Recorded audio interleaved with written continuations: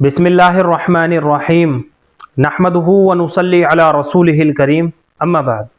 मोहतरम नाज़रीन इकराम, एक साहब हैं मोहम्मद फैज़ान साहब, इनकी जानिब से कमेंट है, अनायबा नाम का मतलब बता दीजिए प्लीज़। देखिए, ये जो नाम आपने लिखा है अनायबा, अलिफ नून अलिफ और हमज़ा साकिन है, बा है और आखिर में हा साकिन है, अनायबा। बेआईन ही ये लफ्ज़ तो हमें लुगत की किताबों के अंदर नहीं मिल सका। ये किस ज़ुबान का लफ्ज़ है और इसके माना क्या है, वल्लाहु आलम। काफ़ी तलाश किया इस नाम को, काफ़ी तलाश और विचार के बावजूद हमें ये लफ्ज़ लुगत की किताबों में नहीं मिल सका। तो जब तक लुगत की किसी मोतबर किताब से या किसी आलिम दीन से इस नाम की तस्दीक नहीं हो जाती, उस वक्त तक हमें अपनी बच्ची का ये नाम नहीं रखना चाहिए।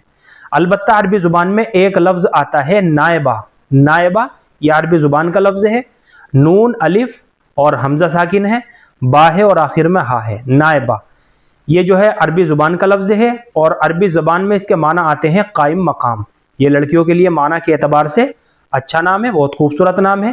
तो अनायबा के बजाय आप नायबा करके रख लीजिए, ये नाम बच्ची का रखा जा सकता है। या फिर अनायबा के बजाय अनाबिया करके रखें। अनाबिया नाम भी बहुत खूबसूरत नाम है। अनाबिया के माना आते हैं मुश्क, या मुश्क की तरह एक ख़ास किस्म की खुशबू होती है, उसको अनाबिया कहते हैं। तो अनाबिया करके रखें या फिर नायबा करके रखें। अलबत्ता आपने जो लिखा है अनायबा, ये लफ्ज़ बेआईन ही लुगत की किताबों में मज़कूर नहीं है। बज़ाहिर ये एक मोहम्मद लफ्ज़ मालूम होता है, इसलिए बच्ची का ये नाम ना रखे। मुझे उम्मीद है कि आपको अच्छी तरह समझ में आ गया होगा। अल्लाह हम सबको सुन्नत व शरीयत पर पाबंद फरमाए। फ़कत वल्लाहु आलम।